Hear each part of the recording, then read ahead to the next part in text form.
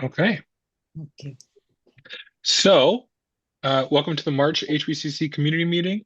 My name is Jason Grease. I'm the president of the Highland Park Community Council. Um, I'm seeing a lot of familiar faces here, which is great. But for those of you who are new here, the HPCC is our neighborhood organization. Um, our job is basically, we have very few actual legal jobs, but we do a lot of community meetings like this every month. Once we start in May, we'll do it in person. And we also do larger events like the annual yard sale coming up in June, light up night, the hullabaloo, things like that. Something that will be pertinent for this meeting is that we are also the registered community organization um, for the City of Pittsburgh. And what that designation is from the city is just sort of recognition that we have a role as a community organization, which means for this meeting especially, when there are certain proposals for development, we are sort of we play host for the meetings for those activities. So tonight, because the agenda has sort of like squeezed, and I want to make sure everyone gets a good Q&A in, I'm going to give everyone a very brief update um, on some of our activities this spring and into the summer. And then I will actually turn it over to Jim Blakely for a little bit, and he will give everyone an update on one of the programs that I'm always happiest to tell people about, which is a neighbor-run program called Senior Online Services. And then I know we have the Pittsburgh Police here, so maybe before I give it to Jim, I'll let the officer sort of give us a quick update on anything that she wants to tell us, and then we can turn it over to Jim. Forgot to conclude that in my agenda. But then after Jim talks, we'll do two presentations. So majority of our meeting will be focused on two presentations. The first one will be from the Department of City Planning. Shoshana Davison is here. She's our neighborhood planner. So she's going to give us overview of the proposal from the city to update and change the mobile vending policies in Highland Park. She'll tell us a lot more about that. And we'll have some time for Q&A as well. And then afterwards, Brad Groff and Patty Tankia is here. Um, Patty is the new owner of 5904 Bryant Street, which everyone will know as the Casa Brazil building. Um, and she's also, I think, the new owner of Smiling Banana Leaf, Patty. I don't want to speak for you, but I think that's true. That's true. And That's correct. Yeah. So we'll be in April that I'll be taking on the ownership in the two places. Yeah. awesome. And Patty is working with Brad Groff from Building Ground Architecture, who I think will primarily be doing the presentation about the changes they're proposing for that property. Okay. So, without further ado, um, oh, for Q&A, just so, to orient everyone, we already have people using the chat. I'll be moderating Q&A, so the chat is always good. If you're looking at the bottom of your screen, you should see like a heart-shaped button that says React. If you click that button, you will also be able to see a raise hand function. Either use the chat or the raise hand function to submit questions at any point. This meeting is scheduled for 1 hour, but sometimes they go longer. So we'll try to do our best to cover all of that in that time. Okay. Does anyone have any really quick questions up front about the agenda and only the agenda? All right. So for us, for HPCC, we have a couple of really exciting events coming up. One in the month of March, which is our Welcome Spring event, which will be at the church on Hampton Street at St. Andrews. It's from 2 to 4 p.m. There will be yoga. There will be games. There will be crafts. There will be snacks. Um, there will be other families. It is a family-oriented event. And no registration required to show up, bring your own yoga mat, um, and bring your kids, bring everyone, bring your appetites, and hopefully a lot of people will show up and we'll do some yoga on the lawn of the church. That'll be really, really exciting. And then for HPCC's April event, we will have a wine fundraiser event, which is our sort of garden party themed um, fundraiser.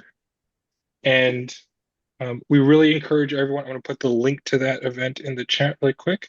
encourage everyone who has, supported us over the years or is thinking about how they could support the neighborhood and the HBCC activities to um, come out and buy a ticket to that event.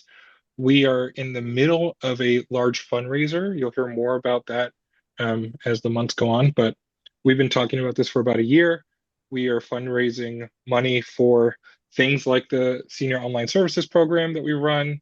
Um, a lot of money is going towards the community parklet on Bryant Street, and then there are other ideas for where to spend that money. So please feel free to stop on by.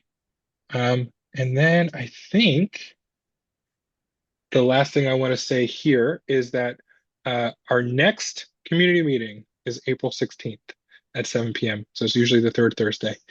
Um, as you'll hear tonight, and as you'll hear if you show up to these meetings regularly, we have a lot going on, and none of us on the HPCC board get paid to do any of it, unfortunately for me. But one thing that we are always looking for is anyone who is interested in volunteering. We'll be a little bit more formal about that in the coming weeks. I'll probably send out a few emails and stuff outlining specific roles, specific time commitments from people. But we really do think, anytime you can give, we'll take. And so in the meantime, please reach out to myself at this email I'm putting in the chat right now. And we'll get back to you about volunteer opportunities. Every event that we do, every program that we run is someone spending, a few minutes or an hour after their workday or on the weekend helping us run that. So we've been a really, really powerful can-do kind of board. And I think everyone is looking to do more, and that'll take more volunteers and more people. Does anyone, I went through that pretty quickly. Does anyone have any questions about that? Awesome. Officer, I'm going to get it wrong. Kellender? Hello, I'm Sergeant Sellender from Zone 5. Sergeant, thank you. It's fine. What is the location at this Saturday from 2 to 4? At the At the church church on Hampton Street. Yep. on Hampton, that's what I thought you said. All right. I have a neighborhood resource officer working that day, so I'll have him stop by. Awesome. Really good. Yeah, so for the crime stats for the month of February, I know is a cold month, so you guys were really slow, which is good in Highland Park. 22 crimes reported.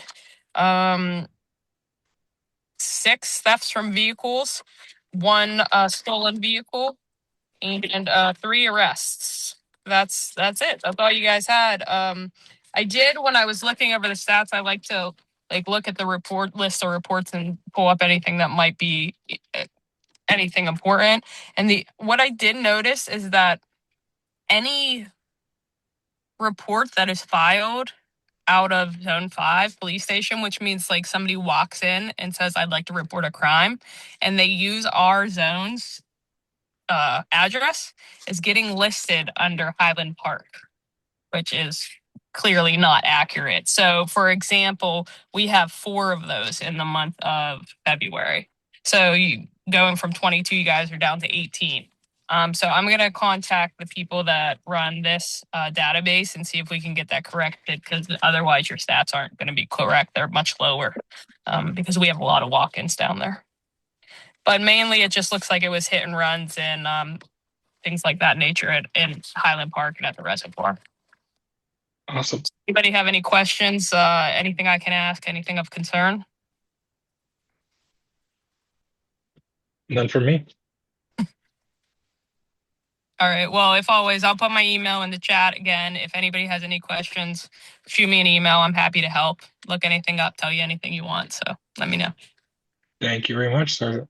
And I've just put the 2 times of the events that I mentioned in the chat as well. Okay, Lori, you got your hand raised. Go ahead.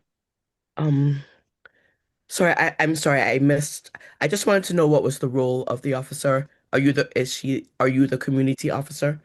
That was my question. Thank you. Hi, yes. So I'm the administrative sergeant for Zone 5, which was a newly created position this year. What that means is I am half in charge of community engagement and outreach for all of Zone 5. And then I also run the plainclothes detective's office. So, yes. Thank you, Lori. All right. Thank you, Sergeant Cylinder.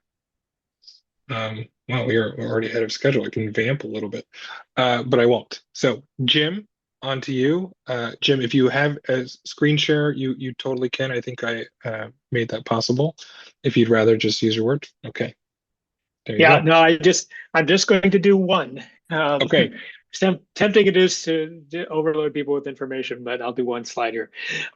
Thanks, Jason. Thanks for having us and the SOS team here today. Judy couldn't make it. She's taking a well-deserved vacation. So I am Jim Blakely. I live in Highland Park up on Heberton Street, and I've been working with Judy Beck for the last 3 years on the Senior Online Services program. This was something that was originally funded from a grant from the City of Pittsburgh. That grant ran out after about 18 months, and since then we've been funded predominantly by the Highland Park Community Council. Thank you very much. And this is a program that was started and continues to run under the umbrella of the HPCC. So we're really grateful to be part of the group that's doing this. This is a unique service, something that everybody who hears about it says this should be available everywhere. But I don't think you'll find it outside really Highland Park, at least in the nearby communities. It's a program that is intended, it really has mainly two purposes. One is to help the seniors, those over 55 in the Highland Park neighborhood, become better connected to the world. And that can be through the internet, it can be through TV, it can be through any number of things that are denied to them because of technology challenges to be able to get that need satisfied. And the other primary objective of the program is to create bonds, create relationships, at least create contacts between younger residents in the neighborhood and those over 55. One of the biggest challenges for seniors is staying socially connected and staying connected to their communities and even getting opportunities to meet young people in the community. So that makes us, under this dual purpose program, seek out young people who live in the neighborhood or nearby the neighborhood to serve as in-home technicians for people who need some help with any kind of technology issue that they may have. We don't really restrict it.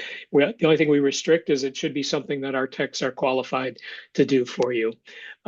We vet those techs very thoroughly, and we've never had a problem with any of the ones we've had. And they will make an appointment with you to come to your house and address whatever problem you may have.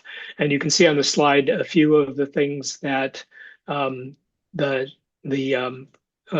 clients, as we refer to them, have said about our service. And I noticed we have a couple of our clients are on this call today. And I'm not going to put them on the spot, but if anybody, when I open over Q&A, if anyone wants to speak for the SOS program, I certainly appreciate it. We took a little bit of a hiatus in 2025 for a number of reasons, including the fact that both Judy and I were somewhat inaccessible over the course of that year. But we're back in operation now, starting at the beginning of this year. We've started, going to see some of our existing clients and gone out, as some of you may have seen some announcements in some of the HPCC communications recently about the SOS service. The process for getting us to come to your home is to email us or call us at the number or the email address at the bottom of the page. There is a QR code specifically for that at the bottom of the page on the left-hand side. So you would call us at that number. We would get back to you and then match you up with a tech. And then the tech would contact you and arrange a time to come and visit you. Typically, an engagement would take a couple, an hour or maybe 2 hours, sometimes less than that. But they do their best to solve the problem and make your acquaintance while they're there. So that's the gist of the program. A couple other things that I wanted to point out on this. One is we are recruiting one or two more techs. We started with 5 techs when we first launched the program, and due to their, getting real jobs, I guess is the main cause. Graduating college, moving to other places, we're recruiting a couple new techs. The requirement for a tech is that they be between the age of 18 and 25. We're not firm on they must live in Highland Park. But we certainly prefer it because of the goal to have it be matchmaking and relationship building within the community. And the other thing I'll point you to, and Jason kind of alluded to it, is we can't accept donations. If you want to support the SOS program, you can click the link that's there. I did post this slide into the chat, so if you want to download it for later reference, you can get it from there. It's also available in any of the announcements that we have put out. So those are the two main things that I wanted to get across in terms of getting in touch with us. Just for a little bit of history, we've had over 300 engagements with residents. Some of those are repeat engagements with the same person because we found some people find the service very, very valuable and have people come back frequently. We do try to share the service with as many people in the neighborhood as we can. So we do prioritize new clients a little bit over people who've used it, 10 times. So with that, I'd rather just open it up for questions if anybody has any. Otherwise, I encourage you to get a hold of us and ask us for help. Yeah, Mine Julie, is a comment. go ahead, Susie. Mhm. Oh, I'm Susie, and mine is a comment. I have used them twice. They're wonderful. The other thing I was going to say is that they will meet you like at Tazadoro if you're uncomfortable with having them come to your home. So, I mean, I think they'll still do that, right? Yes, they absolutely will, Susie. Thank you. I forgot to mention that. We also have, in addition to they'll arrange to meet you there, we also have occasional what we refer to as pop-up counseling sessions where they'll go to Tazadoro or someplace else in the neighborhood, and you can just drop in and see them. But yeah, we also try to get techs to show up at the Hullabaloo and the Reservoir of Jazz just to meet the neighborhood and to see if there's any interest. So thank you for that, Susie, and thank you for the shout out. Appreciate it. Jim, I've got 2 questions in the chat. I think one you sort of pointed at already, but David asks, where do you get the text from? Yeah, we have a recruiting process. So there is an application. That's what you go to if you go to that QR code there. And then we will review the application for, sort of fit for what we're looking for. And then we'll both interview that tech. And then if they look like they would be a good fit, they go through a background check, and assuming they pass the background check, we issue them an ID, which they are supposed to use when they come to visit you so you know for sure that they're actually a Highland Park SOS tech. So that's a process we use to bring them on board. They come from anybody that has heard of the program, that thinks they might be a good fit for it. So we have, gone gotten Pitt students, we've gotten CMU students. We have, had friends of people in the neighborhood, children of people in the neighborhood. Those are, probably the best source for us because they're a little bit vetted already. They already live in the neighborhood, and we have somebody who thinks that they would be a good fit for us. So, but the first step, if anybody is interested, is really just to go to that online application. If they don't want to fill out the online application, they can email us at this address, and we'll at the email address that's there, and we will get back to them with a paper application. Awesome. Or a PDF application. And Lori asks, regarding the relationships between the generations, is it just one way, young people serving as techs for seniors, or does it flow the other way too, where young people can benefit from the experience of the seniors?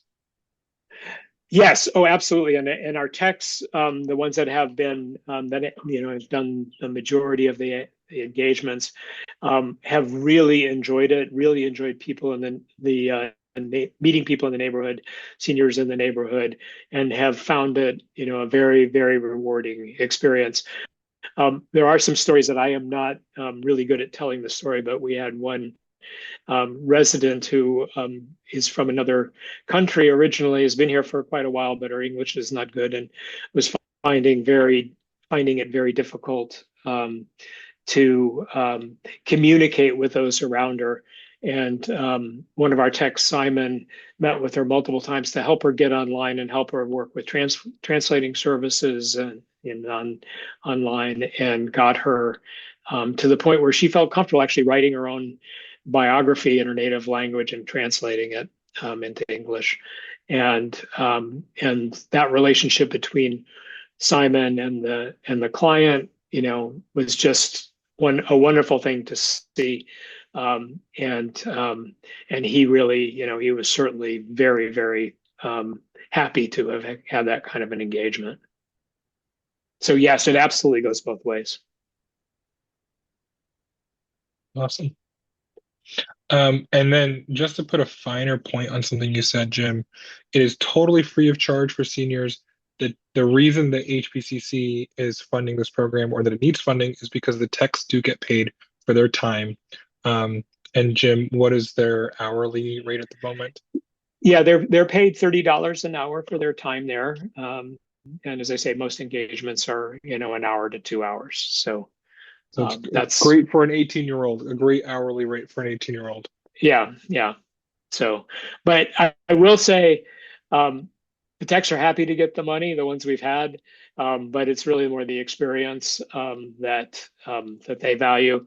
And I will say this personally, and I mean it. I am happy to give a reference to any of our techs, a professional reference to any of our techs who may desire one at the end of the program if they've been as good as the techs we've had so far. So, and when you're 22, 23 coming out of college, a reference is possibly substantially more valuable than the money you made during the engagement. So awesome. Well, I'm not seeing any other questions for you, Jim. Thank you very much. Okay. And I will just say I've loved seeing this program grow. It is one of those programs that the HPCC didn't necessarily decide to do this. Jim and Judy sort of proposed it to us. They ran it. They did everything. And this is something that we are happy to support. So thank you very much, Jim. And thanks, Jason. With that, I'm going to turn it over to Shoshana Davidson for our first development activities meeting of the night. Shoshana, please take it away. Yeah, sure. I'm going to share my screen real quick.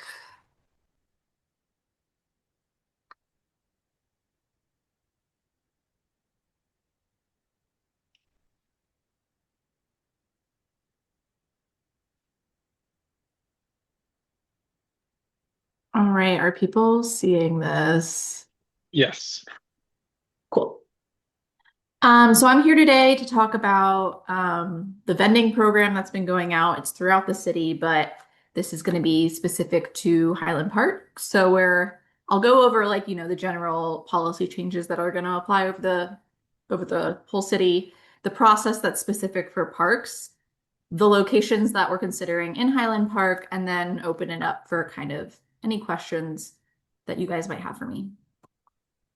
So vending, what is it? Vending is selling goods and services, wares or merchandise from like a non-permanent structure. So this could be a food truck, it could be, a little stand with a tent, like farmer's market style, a kiosk.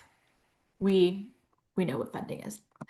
Long-term benefits, the reason that we're trying to make vending a bit more accessible in the city. Previously, it had been very, very limited to like very specific spots throughout Pittsburgh, so that if you weren't in those like 5 spots, then you weren't going to be a mobile vendor. But we're trying to expand it in order for this like economic opportunity. So running a small business is very difficult. It has very like high costs, upfront costs. So starting as a food truck or as a mobile vendor does have a lower entry cost and allows for business incubation.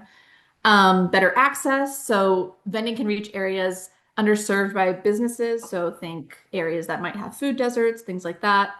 Placemaking. So vending also kind of brings people together and creates activity on the street that us in city planning like to see. So we're very focused on vending in parks right now. That's what this current dam is about. And it's because people make visits to the park that last all day. And so having a vendor there can kind of meet the needs of activities that are already happening there. It brings people together and enhances our public spaces. So this is the vending policy update process. I apologize, it's like a lot, but phase 1 was kind of the background research. So the team did a lot of kind of benchmarking with peer cities like Denver, public engagement. So gathering survey responses with both like current vendors and different community groups, different people within,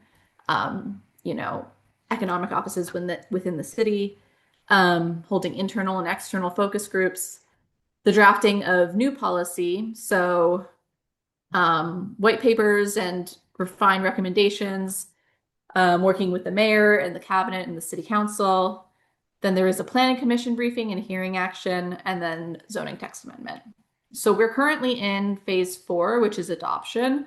So the legislative process kind of wrapped up November 18th. So this is something that has passed, but we are working on kind of the program logistics and like the implementation of it. So how is this actually going to work? How are we going to run this program? So the review process for vending in parks goes through the Public Art and Civic Design Commission, or PACD. So that is a commission that's run by the Department of City Planning. So the additional review in parks it requires PACD because it is like a public space and it's the public realm, and that is what that commission kind of looks over. And so we are approving very specific locations within parks. But this does not necessarily mean that that location is always going to have a vendor. It's just this location makes it possible for a vendor to be in the park. Additional park locations may be proposed in the future, but this is just kind of the soft rollout, the first kind of spots that we thought would make good vending spots.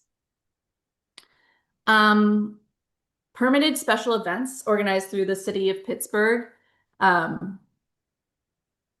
The approval allows for vending on a temporary basis, so individual vendors don't need to go through the licensing process from the city. It'll be just like a special event. The special events take priority, and vendors must relocate if requested by the event organizer. So this allows for day-to-day vending outside of special occasions. So if Highland Park is having, like the Hullabaloo or something like that, and they wanted vending outside of that event, this would allow for that. This is the commission's role. So I'll skip downtown because that's not really like super relevant. But oops, nope. City parks within the boundary of of the right of way surrounding City Park. So right of way is like public access points. So like roads, sidewalks, those are considered right of way. So vendors can only operate in approved vending locations. And this will be the case for the sites I'm about to show you in Highland Park. Group vending sites, this is where you get like a single license for maybe like a group of 3 vendors. So it's like a kind of a bigger space and allowing for more vending activity in that space, but happy to answer questions about that. Maintenance and lifetime. So the city is generally responsible for managing the use of the locations, and vendors will be expected to keep the area clean and in accordance with vending rules and regulations. So these locations are going to be available for the foreseeable future, but we could take them out of circulation if it becomes like an issue, like if there are a lot of complaints about it, if the vendor, for example, isn't following the rule, isn't being a good neighbor, isn't keeping the area clean, if it's causing any kind of like crime, then obviously it would need to be reconsidered. So today's meeting is considered the official development activities meeting. So this is it's written into code that we have to be engaging with communities when certain projects go through commissions. So after this, there will be like 30 days between now and the PACD review. So if there's a question that you asked me today that I'm not able to answer, I can get back to you. And let's say you don't like that answer or you have a problem with it, you will have 30 days in order to like, you can submit a written testimony or you can show up to the actual PACD review to give testimony. But there's a lot of ways for you to give feedback between now and then. So this is not like your only opportunity.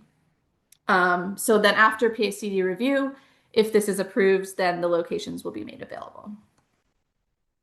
All right, so for Highland Park, the proposed location is going to be by the Highland Park pool. That's this yellow square.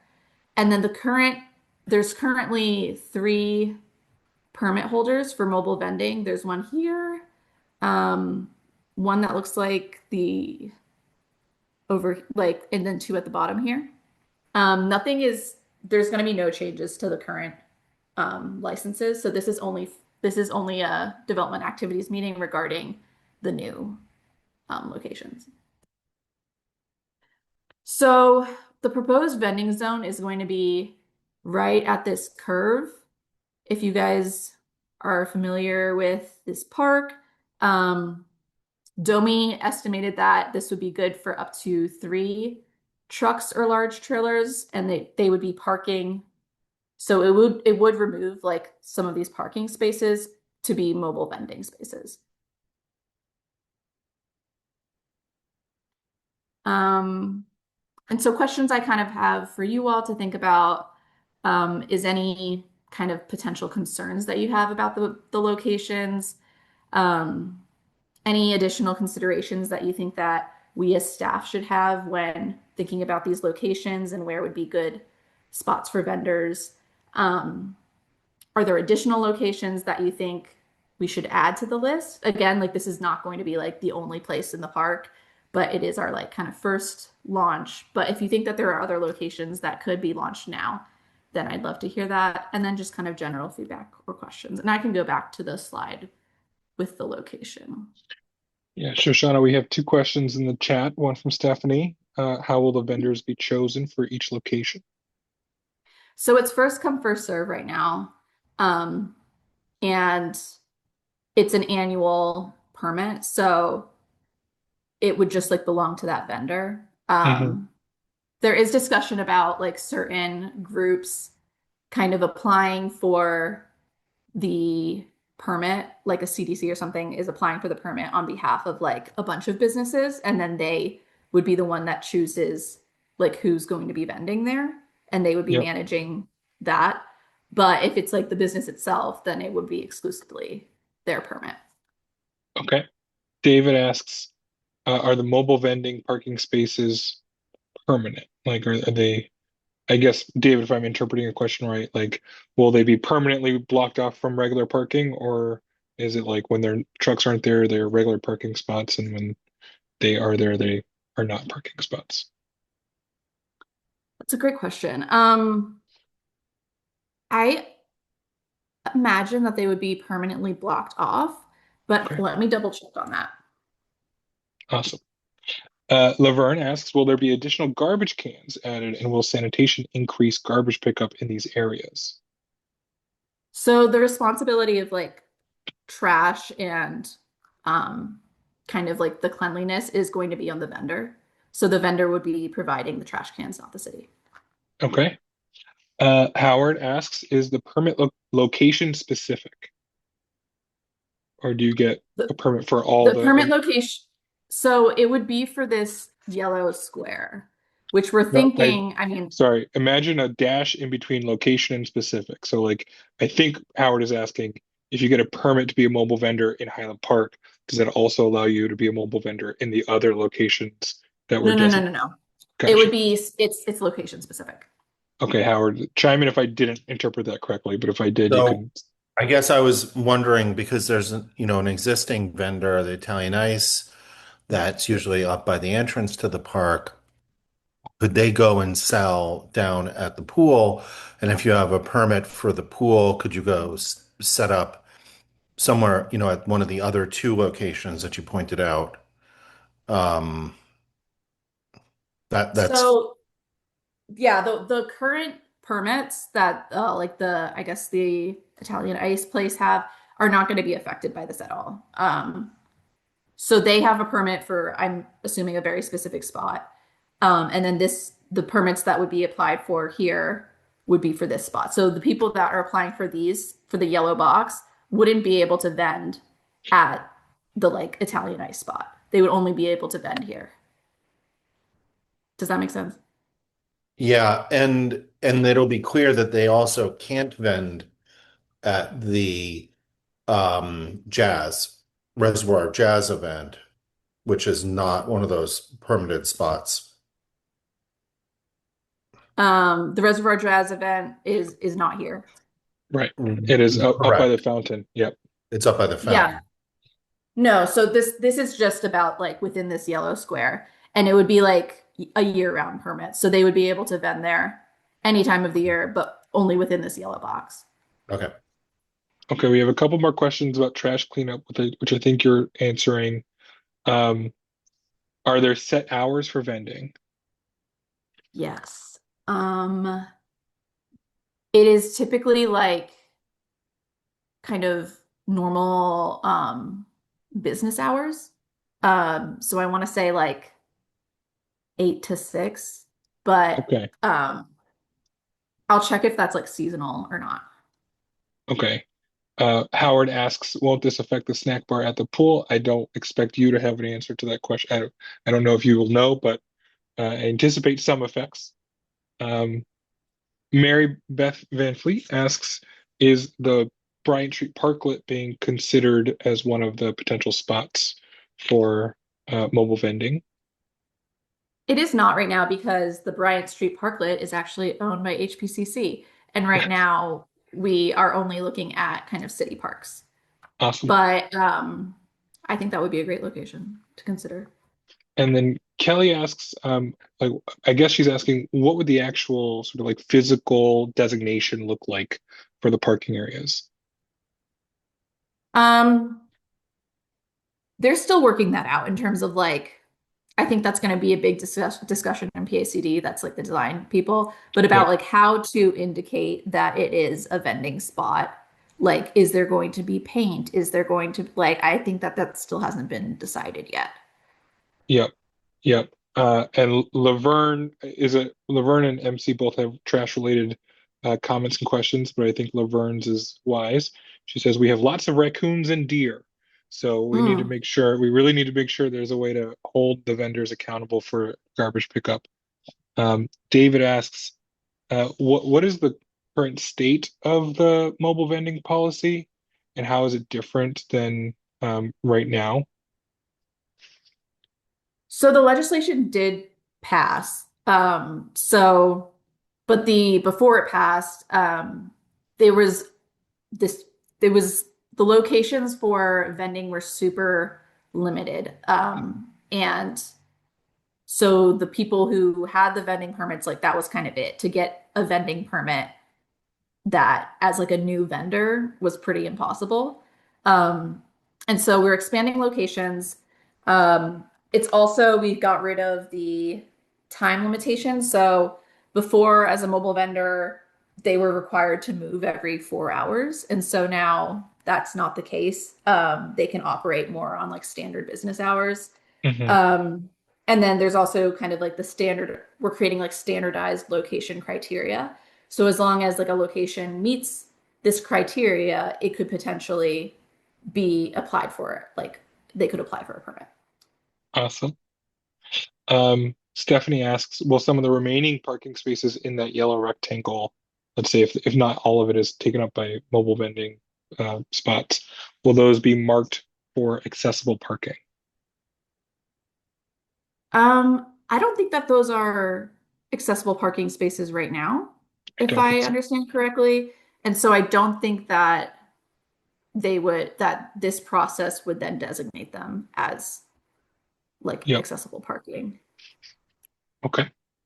MC, But Shoshana, could Where's we Stephanie? request that anyway? I mean, we probably should have some designated spots. Yeah, I'm not sure if that would be the best spot for it, honestly, because isn't there a parking like further up, there's like a parking lot, which I Yeah, think would but if you're be going to the pool, the path, the driveway, the sidewalk to the pool is like right in that rectangle, I think. Unless you don't I'm, think it would be like maybe kind of I'm not either further visualizing up. where this is well. So Oh, this is like sort of right between, No, Stephanie, it's not by the entrance to the pool. I This is see. over by the volleyball. This Yep. is between the volleyball courts and the pool. I see. Okay, never I mind. have another question if Mhm. Howard, um I'll allow it. Go ahead. okay, thank you. How many permits are you gonna give out? 3.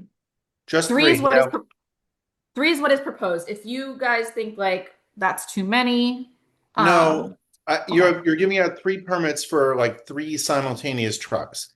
The Mhm. question is like, what if the people that get those permits decide they don't want to go there, or maybe it's not profitable enough for them, then are those permits locked up for a year?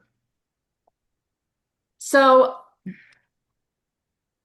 from what I understand from Melissa, who's the project manager, is that they are working out like a permit transfer process. So that like if I had my permit and I can like transfer it over to you, like another business. And so they're working on that. And I think that would be kind of applicable in this situation that you're talking about. Okay. But I'm not sure if it's like you can hand it back to the city, which I think is a good question. I'm just thinking like if we go down there and it's like a Saturday and like the people are not using their permits, but then there's somebody else that would like to try, then they'll be asking for some recourse on that. I'm done. We need to go. That was my only thought. Okay, thanks, Howard. MC O'Neill does make sure I don't miss his question. You said garbage would be on the vendors. However, people take away. Is the city going to up their game for trash pickup? Not sure I'm reading that question right, MC. When you say people take away, I don't know if you can come off mute and clarify there for us. People will take the food into the pool area. They're not going to eat it in front of the Thank vendor. you. Okay, so is the concern for trash buildup in the pool area and around the park, I guess. Yeah. Yeah, I just have to add, I'm sorry to be a kind of Debbie Downer on the garbage thing, but this is a really beautiful area, and there's lots of walking, kind of 24/7. People are walking in the first thing in the morning and in the evening, and really enjoying the area. And so, as much as this sounds like a phenomenal idea, we've all been in areas of the city where there have been food trucks, and I'll use the University of Pittsburgh as a perfect example. If you don't have enough garbage both routine pickup as well as receptacles, the garbage just completely takes over that corner. And so with the active wildlife and with the use of the park so frequently, I think that that is a very important kind of process or SOP to build, which is you've got 3 trucks, a very active park, and not enough garbage, and the frequency of pickup is low. So I think that that's a very important thing to work toward before the trucks get there, and also that they understand it's their responsibility to take care of this and not just kind of drag their garbage and put it in a receptacle. So they wouldn't be putting the garbage in the receptacles that exist within the park. They need to take the garbage with them away. So as long as they understand it, because not every truck does that. Right? That's like the rules of the permit. Like they need to be having a plan for that, but they're not disposing of the trash within the park. They're taking it out. Okay. Yeah, but but go ahead. Sorry, the issue is also what is the city going to do? Because people are not going to just sit there and eat at the truck. They're going to go away in the park and take their food and leave trash elsewhere. Okay. I mean, I've made note of the concern for trash being. I just want to know what the city's input in this going to be. The city's input is that it is the responsibility of the vendor to manage the trash. Okay. And so we're doing this like community engagement in order to get feedback like this, where I'll bring it back to the team and they need to think about or like need to consider how to problem solve the issue of people bringing food into the pool, which I think is a legitimate concern. Yep. Okay. I will say we have a few more questions, but I will say Nancy Arts' question is our last one for this topic. And I will make sure any additional questions get to Shoshana via email or otherwise. First off, Stephanie says the tennis courts on Stanton Avenue could be a good location. Renee, I think you asked, will any vendor parking spots delete parking spots needed for spots by swimmers? I think this is previously, Shoshana, you mentioned that as of now, the plan is for them to be permanently blocked off as mobile vending. So the answer to that question would be yes, they would sort of, they wouldn't necessarily remove the parking spots, but they'd always be taken up. How will the vendors be promoted? Is it up to them, or will the city promote out days and times and locations? I think it's a good question.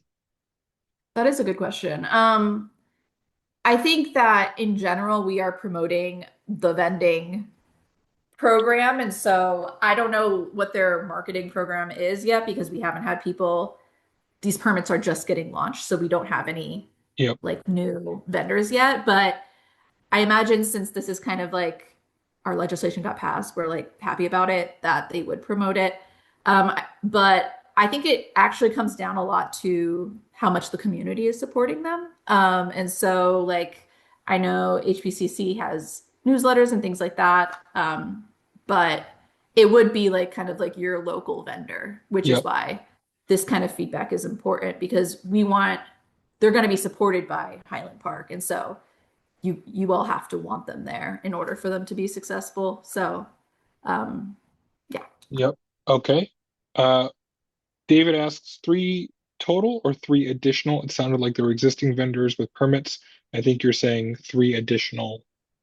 These are new vendors that would apply for these spots. Yeah. So there's 3 existing, but they aren't in this location. And so this would be 3 within this yellow square. Yep. And Nancy, in a related question, asks like, why 3? Why that number versus additional numbers? Yeah. So 3 was what DOMI felt, which is the Department of Mobility and Infrastructure, felt comfortable kind of starting with. Awesome. Okay, last one, and I think it's a really big one. Thank you, Nancy. What will be the process for registering complaints if problems come up, like vendors not taking out trash or other complaints? So there is going to be like a vending program contact. Right now there's an engage page. There's also always 311. But I would say for this specific program, like contacting the engage, like the vending program team would get you results kind of quicker. Awesome. Well, Shoshana, thank you very much.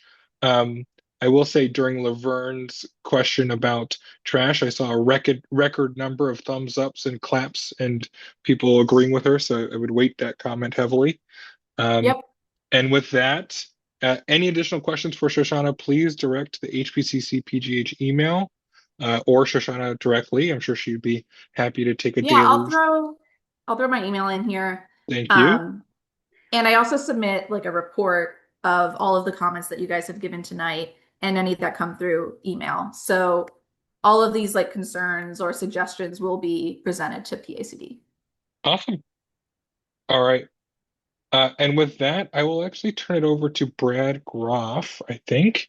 As I mentioned earlier in the meeting, Brad is the architect working with Patty Tankia, who's the new owner of both Smiling Banana Leaf and 5904 Bryant Street. And Brad is here to talk us through some of the changes that they're proposing. We're at 7:53. I'm happy to keep this meeting going for as long as we have questions. Hopefully we can move through this fairly smoothly, but I know this is a really visible project for the community, a big part of the business district, so I anticipate us having lots of great questions here. Brad, take it away. Hi, thank you. Everyone can hear me, right? Yes. So thanks for taking the time. We're relatively early in this process, and we're hoping to hear your feedback and incorporate it. So we're coming to you first before we've officially submitted to the city for zoning. We've done a preliminary zoning conversation, if you will, to understand what the requirements are for this site. And this is the previous restaurant adjacent to the Parklet across from Smiling Banana Leaf. And Brad, Patty I hate to interrupt. Would you mind, can you make it bigger on screen? Can you also be more specific about the restaurant? I will. This is the Casa Brazil location. Yeah.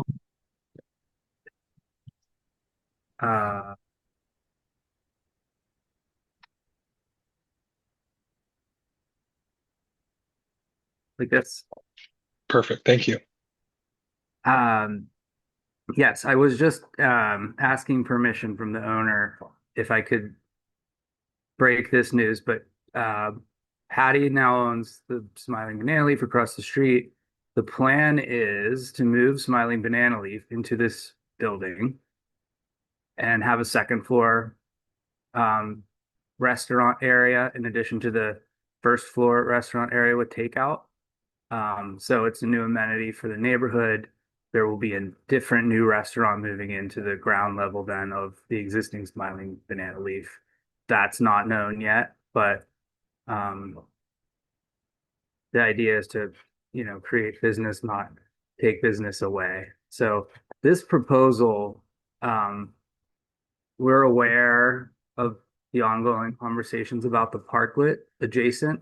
I know the Highland Park Community Group is in the process of acquiring that space from the city, is my understanding. So We've completed that, yeah. So we are now the owners of the Parklet. Great. I know there's some like designs in the works for that. And we very much want to engage with that group and get their feedback on this process so that this intervention here on the existing building can be mutually beneficial. We went ahead and the owner paid for a survey of the Parklet, which is being given to the group for their use. I think that was better for everyone. Actually, we needed a survey. Those guys had to go out there, and so they did the Parklet as well because one didn't exist. So this is a highly detailed, dimensional record of the Parklet, the building, and also the boat on the other side. 3 photos of the existing condition. There's an accessible entrance at the existing building, which will remain. And the plan is to complement and address the desires of the Parklet committee. And I think we plan to meet with them after this. We wanted to present to this group first and get feedback. And we look forward to that conversation. Our initial conversation with the city, we did like a preview meeting to understand what's allowed. The plan is to keep the existing building and to build 3 apartments on the back of it with parking and their own entrance with no change to the existing building other than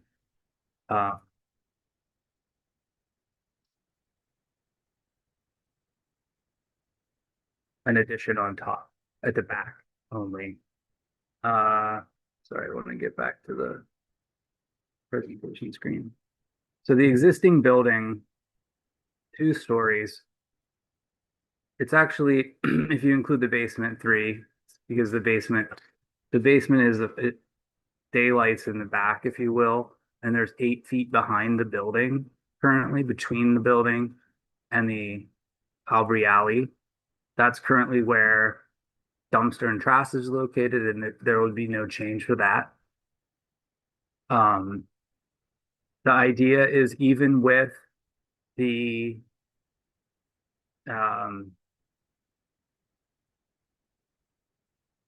existing building remaining to maintain the height allowable as per the zoning code right now, which is 45 feet is the maximum height, or 3 stories. So in the back, this would be 4 stories. So that's one of the variances. I just wanted to do that quick preview. I'll go through the variances here quickly. I'm going to go through this presentation quickly because I think there's going to be a lot of questions and we want to entertain those. In no way is this, we're coming to you with the design set. Take it or leave it. It's very much in process and we're looking forward to your feedback. So 2 new 2-bedroom rental units off the back above the existing building, which in the rear right now is only 1 story. There would also then be a penthouse unit,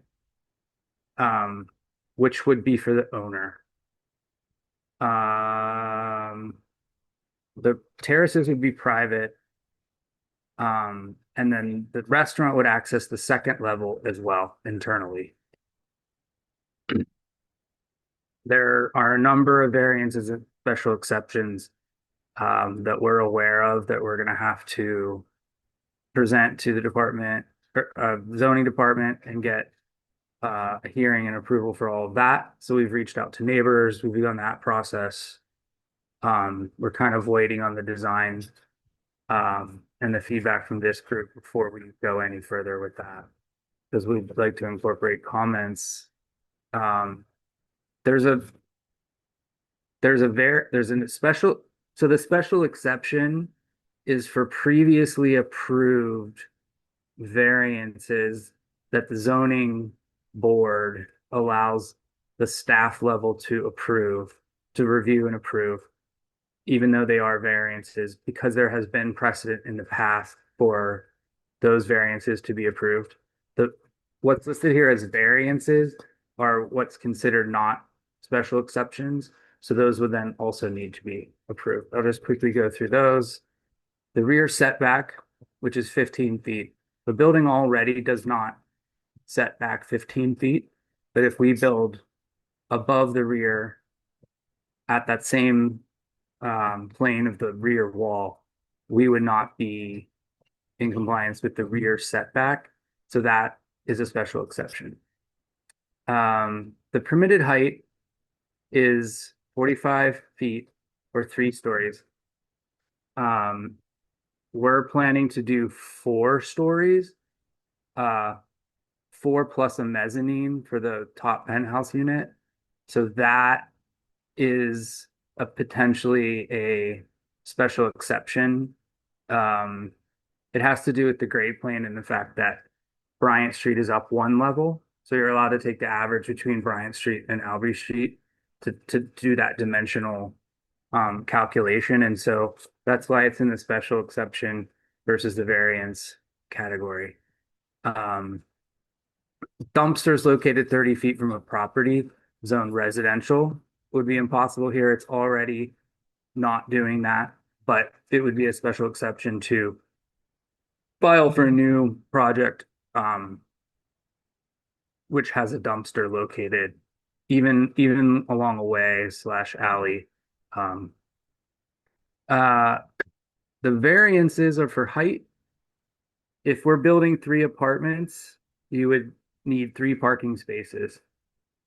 There is no place for parking on this site, although the permanent resident Patty at the top level plans to build a garage within the existing building in the rear for 1 car. So there's a variance request to have 2 additional apartments without parking spaces.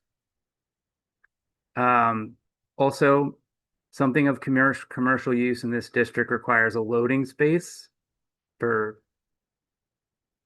flatbed trucks or box trucks.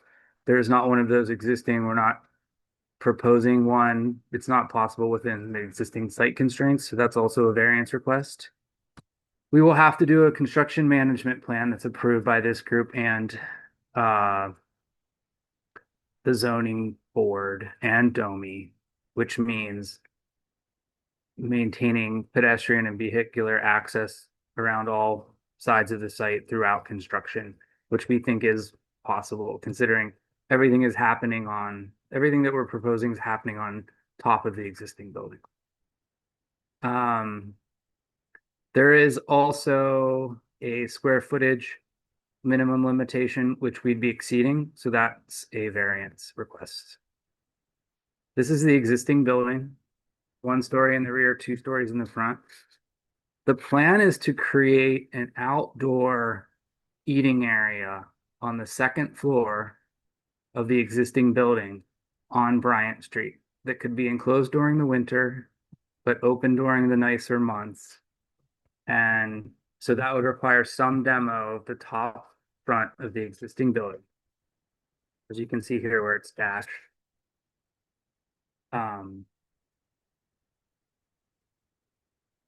Here's the existing, here's the proposed. So the design strategy is to step up from Bryant Street so that from Bryant Street, the additional 3 stories on the rear don't appear as large. We have a number of material studies that we're going through. The idea is to blend in with the Parklet. So wood screens, natural wood screens, and also the potential for a mural or 2, depending on where the direction the design goes in. So the height of the addition for the bulk of it would not be much taller than the existing Smiling Banana Leaf across the street. There would be 2 additional stories built above the houses that are on the other side of Albee Way. We have a sun study here at the end we can go through. There's an attempt to create a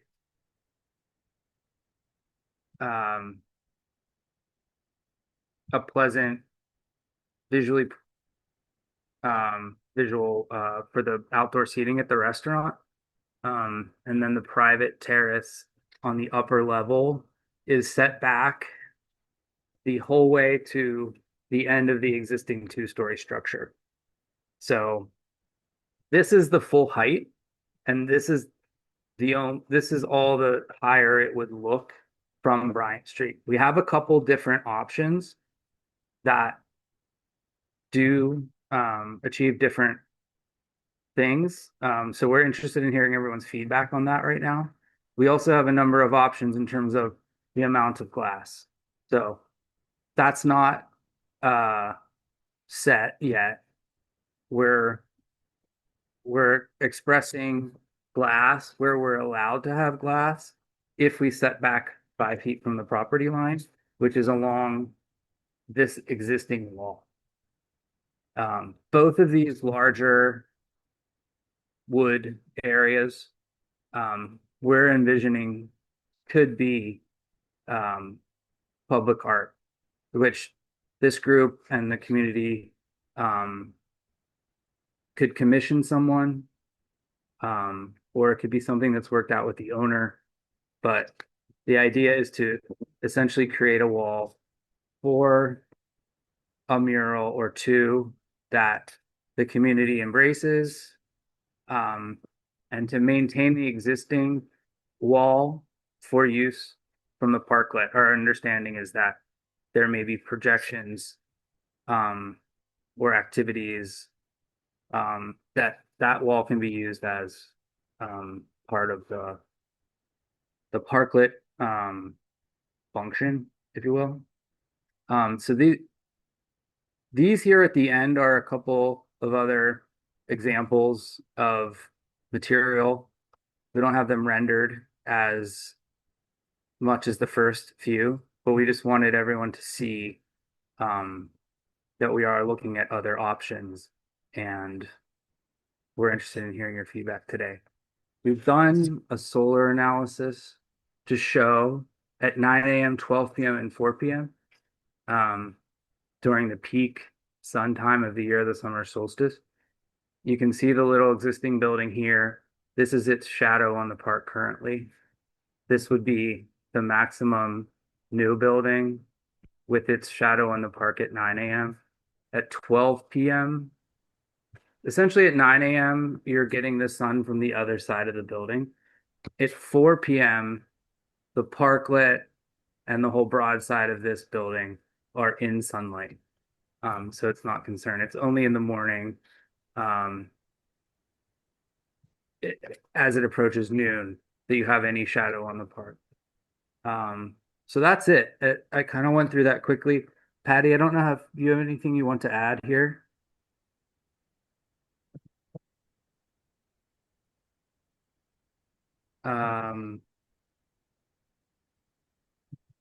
Yeah, I'm here. Yeah, so I'm not concerned about we didn't have the conclusion of what the building would be go. Yes, so just like Brad said, I'm happy to use the size of the building at the projection or mirror for to make the parks to blend in with the park. So that is my main idea of the size of the building. So like to be part of the community, and so I think this project will be great for the communities, add the value for the communities for the that's what I'm planning to. Yeah. Okay. Thank you, Patty. Thank you, Brad. We got a couple questions here. First from Tina, just asking for a larger description on the ADA accessibility to and within the first and second floor restaurant areas.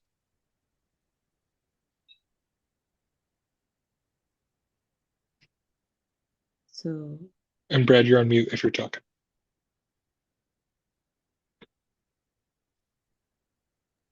Yeah, so this is something we've been looking at. There is a ramp in the existing building,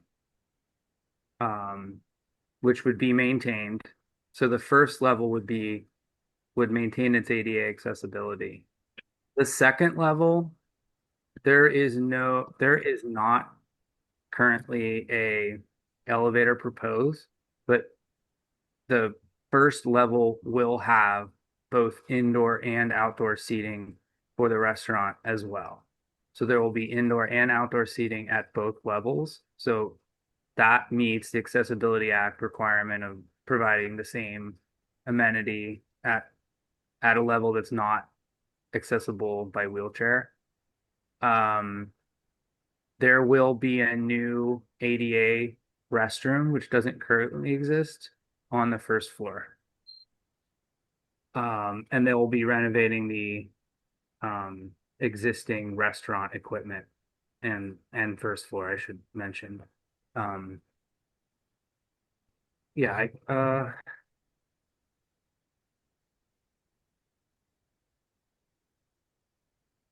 I don't know if anyone's interested in the plans, but here's a plan of the basement level, which shows the garage in the back in the existing building.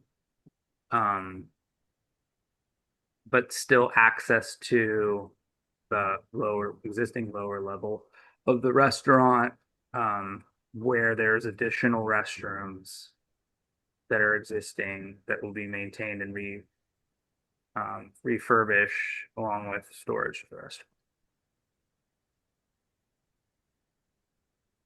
Okay. MC O'Neill has a comment. She says, in terms of glass, whatever glass is used, I strongly request is the most bird-friendly glass possible. There's been a good bit of research in this area. It's also noted that most bird glass interactions are with buildings of 4 stories or fewer. Yes, I actually have a lot of experience in this area. Oh, good. And I'm teaching at Carnegie Mellon as well. And there is a bird glass specialist that has proposed a specific frit for any area. So we're going to be doing that analysis as kind of like a test project. It's it's visible actually. It's a barely visible frit that is applied to the glass that makes it a bird preventative. And you also need to do an anti-reflective coating so that the trees don't reflect in the glass, because that's the other reason that birds fly into it, is they think that they can go through it. Mm-hmm. That's a good question, and it is being addressed. Awesome. Howard, I recognize that I missed your question, but I want to ask Stephanie's first, and then I'll get back to you. Can you more clearly show the different options being considered regarding the height and profile from Bryant Street? Sure. So this view, basically, yeah. Yeah, so the desire from the owner is that this top level here is the penthouse unit, essentially, 4th level. The idea is for it to have also a pop-up mezzanine so that there's a more private terrace. These options just show different variations of all the same scheme. So there's not options in terms of whether or not the building in the rear is 4 stories. It's more so the profile. If there's a desire to minimize the height or equalize the proportions of the potential, I keep wanting to say billboard, but mural, then that can be considered here. This one is an attempt to minimize that bump up as much as possible, which is one of the reasons I keep going back to it. I think this both satisfies the desires of the owner, who's willing to put a significant amount of money into this project, and provide 2 new apartments. And so there's a lot of interested constituents in this project, and we're trying to address all of them through these different options. Brad, can you go back to that picture from the Bryant Street side? So when you talk about the mezzanine for the 4th floor apartment, or I'm just trying to make sure I understand what you're saying. Oh, you just went past me. So this would be the top floor of penthouse, which would have a kitchen in the middle, living room in the front, with a view to the park. It has a guest bedroom in the rear, I think the owner's going back and forth as to which level the primary suite would be on, but right now there is a proposal for the stair up within the penthouse unit to another bedroom above it, but just in this very back area. There's a rule for that not to be considered a floor level it's in the zoning and building code, that it needs to be less than 33% of the area of the level below. So that's 33%. I guess my question was, we talked about when you talk about a mezzanine, do you mean like a patio on the roof of the other levels? Is that what you were talking about? Well, I was trying to think. Mezzanine is just a ADA term for a story of a building, like a level of a building that's not considered a story. So if this would essentially be a fifth level if it was counted as a floor, but if you maintain less than 33% of the level of the area of the level below and you have egress, it's not considered an additional story.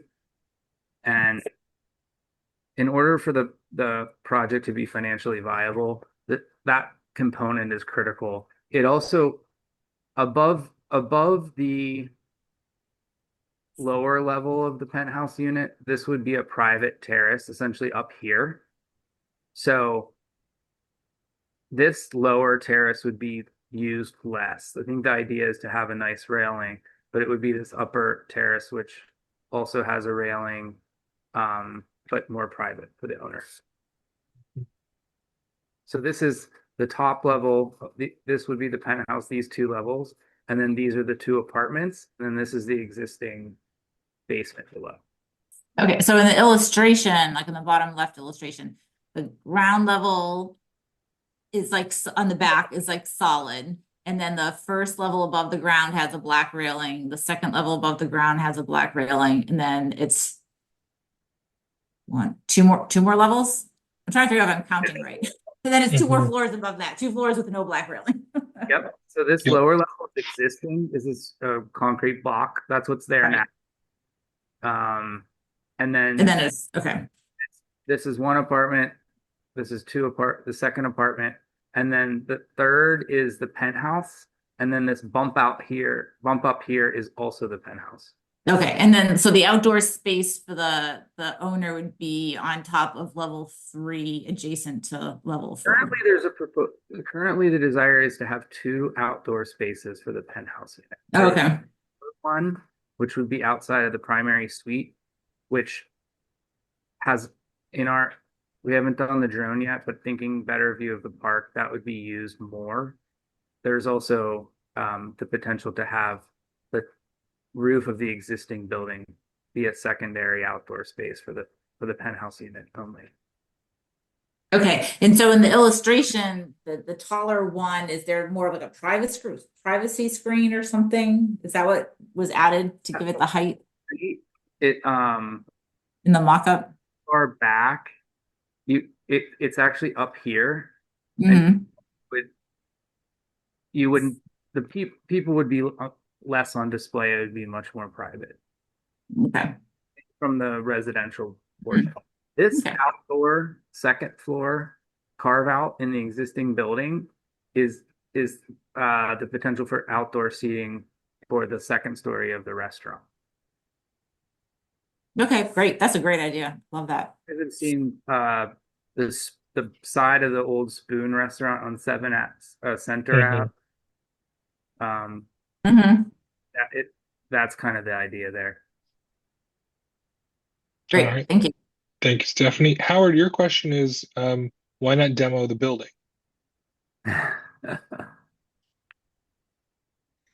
It's cause effect, right, Brad? Yeah. Say it again. Go ahead. We did price that. It's more expensive. It's more expensive. Yep. It's more expensive, and also the existing fund is already had the kitchen, the equipment, utility. So to do that all over is the hundred of thousands. Yes, kitchen, Yeah, kitchens and hoods are very expensive. very This expensive. space Yeah. had existing.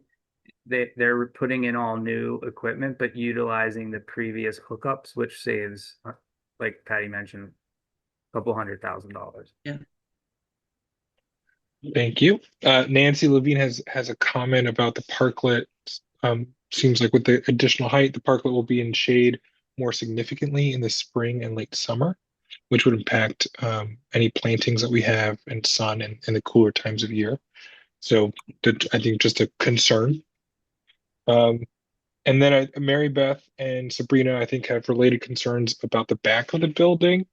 Trash from the building in the past has caused rodents and other vermin. So with more uses from this building, like what's the sort of trash plan in the back there? Sure. So if you look at these two images on the left, the parklet's only affected in the morning by sun. By midday and afternoon, the sun's going in the other direction, so it's not affected. Currently, the rhododendron is in shadow in spring already. It would still be in shadow. There would be additional shadow in the morning on the back side of the park, but not on the front side of the park. So on the alley side of the park, but only until noon, around noon. In the winter, there's more shadow everywhere because the sun's lower in the sky. But this is showing the summer condition. So we have looked into that. The other thing with the rear, we've discussed an option with the owner about an internal garbage storage system. So the idea with a compactor, so the idea is within this basement, this new rear basement area where there's a parking space being added inside the existing building, there would also be a trash room with a compactor. So the trash would only be taken out now at trash time as opposed to always being outside, which is what it currently is. I don't know if Awesome. that is. Yeah, I don't know if Sabrina or Mary Beth, if there's any other questions to that. Okay, Mary Ambrose says, what about soundproof glass? And I think that there's sort of a general question around, the parklet being a community space. If there are rentals in there, will the activities of the parklet sort of cause problems for the residents there that might, cause some tension? So these wood screens shown here now, which could have murals above them, are essentially a buffer between the unit and the park. In the all glass version, there are balconies for the apartments facing the park. We're interested in hearing feedback on that. But the idea is that these two large wood bump outs are sound absorbing buffers essentially between the park and the apartment. Awesome. Well, it sounds like Patty and Brad, you're trying to mold the building to the fact that a community parklet exists right next to it, rather than sort of building whatever and saying, let the community parklet deal with it. So we appreciate that. I think MC has a comment about affordability, and I think that's maybe beyond the scope of what you're able to talk about, but I think it's good to register as a comment. Tina has a question about the ADA accessible restroom. Will the ADA accessible restroom be on the same level as the restaurant entry on Bryant? Yes, the ADA accessible restroom will be on the same level as the entrance on Bryant. And as for the What was the previous question again? Just affordability of the Right. units. We talked about the affordability options in the voucher program. The owner at this time is preferring to not designate these as affordable housing. Mhm. It's a cost benefit analysis for the cost of construction, the new mortgage on the building. Yep, understood.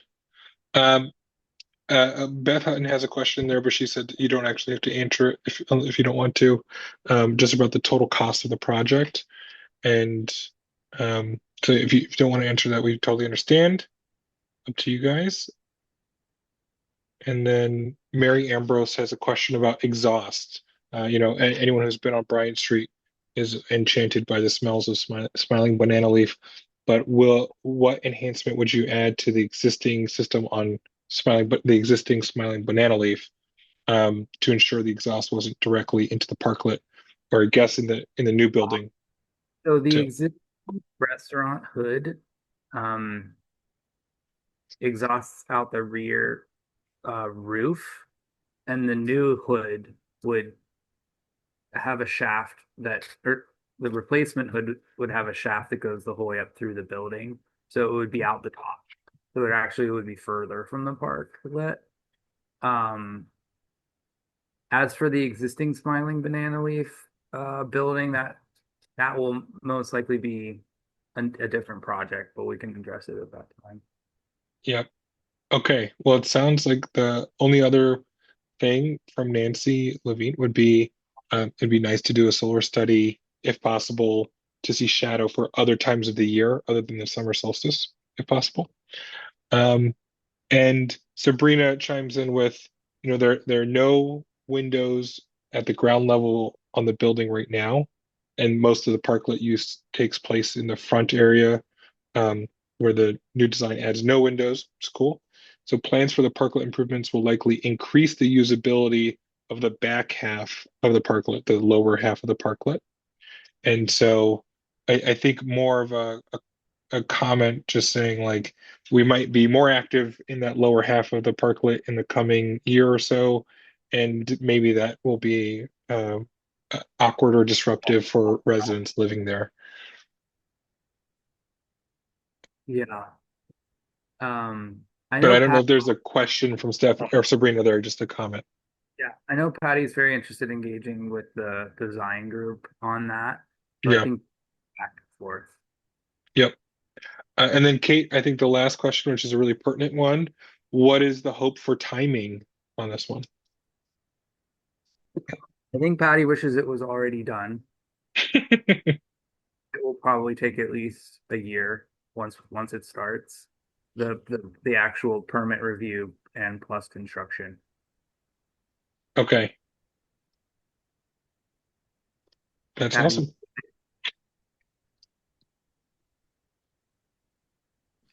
So my question right now for the lawn, for the maintenance, for the parklets, do we have any team or is it from the volunteer?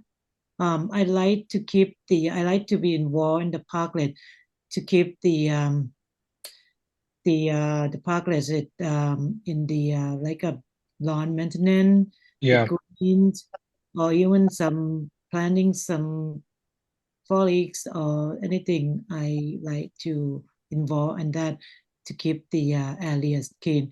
My idea is I like to keep the area, the park, the communities in a good value maintenance, and just that I my plan. Even I can just help in any way to keep the parklets that I would love to. Yeah. Yeah. Well, we appreciate that. So I'll give you both an update. A lot of people here know already, but we did engage a consultant, a design consultant around the parklet who created three concepts that weren't even meant to be like potential designs, just sort of ideas that might bring us one way or the other. We also have a survey out that is close to 300 respondents on that survey about things they'd like to see. But this is perfect timing because we're right at the decision point now of what do we do next? How do we finalize a design for the parklet, taking the input that we have? So I will make sure to share the presentations from the consultant with both of you. And Patty, I know you and I might have coffee soon, so we could talk more thoroughly about all those things. Yes. I'm not seeing any additional questions for Brad and Patty on this. And I know we're way over time. So I will say thanks to Brad and Patty. We look forward to hearing more and more about this project moving forward. And I know before everyone leaves, Tina sent me a message and said she'd like a brief minute or two to tell everyone about the Parks Committee. So Brad, you can stop sharing. Thank you very much. Yep. Thank you very much. And Tina, you can go ahead. Okay. And Nancy Levine as well. My report is just that we're still working on getting a walkthrough of Reservoir Drive to look for tweaks that can improve the drive. And that would be with DOMI, with the city. And so we're still working on getting a date for that. Nancy, I'll turn it over to you. Okay, yeah, I have three projects that I want to just talk about briefly. One is the traffic circles on North Euclid, which right now are a weedy mess, and I'm working with the Western Pennsylvania Conservancy, and they're going to provide plants and tools, and I need to find volunteers. There's going to be a planting June 6th, and you'll hear more from me as that date gets closer. My second thing I wanted to talk about was the community garden, which I came last year, I think it was in the spring, and talked about, no, actually it was late summer, talked about kind of what a weedy mess that place is. And there's a waiting list of over 100 people, and half of the plots are untended. I met with Deb Gross and with Kelsey Sheridan a couple weeks ago, and we came up with some ideas to kind of move this forward. And there's a lot of people who are really frustrated. There are people who've been on the waiting list for 7 years, and they walk by it and they see that all the plots are untended. So we've got a like a 6-point project, which I won't bore you with, about sort of how to address that. And I think the last thing is the newest thing, which is we're starting to look at the Reservoir of Jazz parking and traffic, which is, as all of you know, is totally chaotic. And where we want to sort of try to figure out some way to make that less chaotic. So those are the 3 projects that I have to report on. Awesome. Well, I know David has a question about the roundabouts, but I will just sort of officially say everyone is released from this meeting. You don't work for me, so please feel free to do your own thing.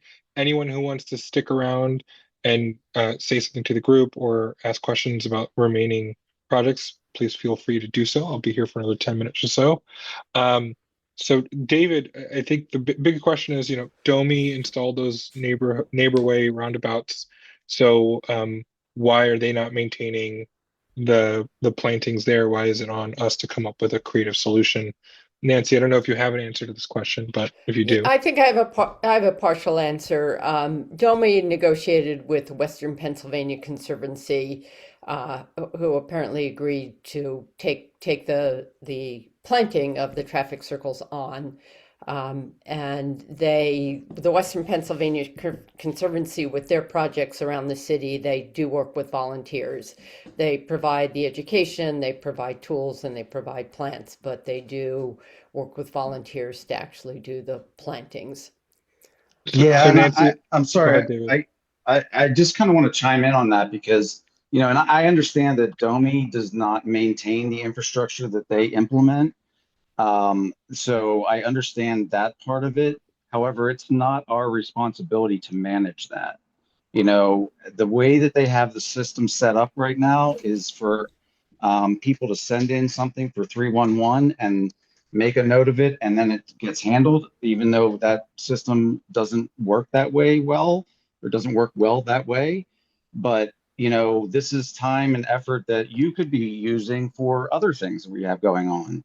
It's really not something that we should be making any time and effort on other than a report and say, hey, maintain this.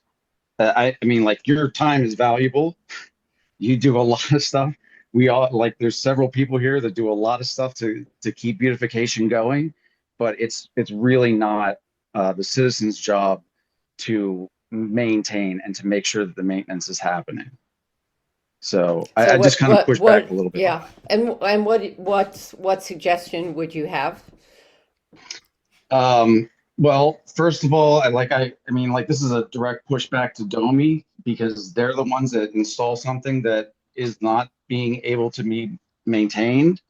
But it's also like, hey, 311 report, and then you can track the 311 report to see if it was actually followed through with. And then at that point, if they are not following through with the notifications that go through on 311, then you can push that higher to say, like, to Deb Gross, or, you know, to back to Domi, because they're the one, if they're gonna partner it out of the city and out of, like, city's hands, then they're the ones that are going to have to make, because it's not in public works. So they're going to ultimately, you know, unless somebody says, hey, there's somebody else that's going to handle those, you know, follow-ups. But, like, yeah, I mean, this is kind of a problem with Domi all around, is that they implement infrastructure that is not maintained. So this is very common for them. Yeah. Well, I guess from my point of view, I don't mind doing it. I wouldn't have taken it on if I minded it. I ride my bike up and down that street all the time, and I just hate looking at what's there. I'm not optimistic that Domi will do anything about it. I might actually spend more time arguing with Domi than it would take to actually get them planted. And so I hope that people will volunteer. I hope there are people that sort of live along or commute along that North Euclid wouldn't mind coming out for a couple hours on a Saturday on June 6th and help to plant, and that there might be a handful of people who are willing to help maintain it. We've got a group in East Liberty who are going to do the 2 or 3 traffic circles that go down into East Liberty. So if someone in the group wants to work on cajoling Domi into doing something, that's fine, and I'd participate in that as well. Yeah, we don't currently have a cajoling committee, but we might want to start one. Nancy, so Saturday, June 6th is the planting event as of now. That's the plan. Okay.